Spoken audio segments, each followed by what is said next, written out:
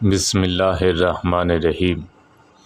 سیدنا عبداللہ بن عمر رضی اللہ عنہ کہتے ہیں، نبی کریم صلی اللہ علیہ وسلم نے فرمایا، میرا حوض مہینے کی مسافت کا ہے، پانی اس کا دودھ سے زیادہ سفید اور مشک سے زیادہ خوشبودار ہے، اور آب خورے پینے کے برتن جیسے جام پیالہ وغیرہ اس کے ایسے ہیں جیسے آسمان کے ستارے۔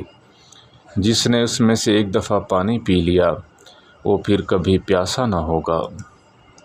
حضرت ابو ہریرہ رضی اللہ تعالیٰ عنہ بیان کرتے ہیں، رسول اللہ صلی اللہ علیہ وسلم نے فرمایا، مجھے حکم دیا گیا ہے میں لوگوں میں جنگ کروں جب تک وہ لا الہ الا اللہ کہیں، تو جس نے کہہ دیا اس نے اپنی جان اور اپنا مال مجھ سے محفوظ کر لیا، مگر جان و مال کے حق کے بدلے اس کا حساب اللہ تعالیٰ پر ہے۔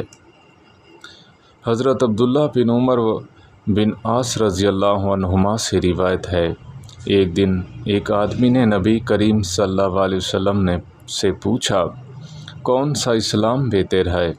آپ صلی اللہ علیہ وسلم نے فرمایا، تم کھانا کھلاؤ اور جس کو پہچانو اس کو بھی اور جس کو نہ پہچانو اس کو بھی، الغرض سب کو سلام کرو۔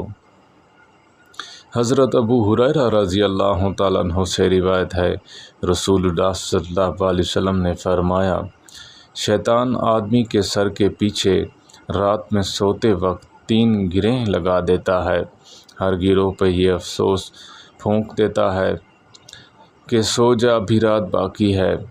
اگر پھر کوئی بیدار ہو اللہ کی یاد کرنے لگے تو ایک گروہ کھل جاتی ہے، پھر جب وضو کرتا ہے تو دوسری گرہ کھل جاتی ہے، اگر پھر فرض یا نفل نماز پڑھے تو تیسری گرہ بھی کھل جاتی ہے۔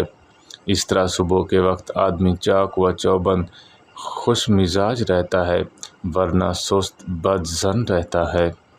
اللہ تعالی ہم سب کو عمل کرنے کی توفیق عطا فرمائے۔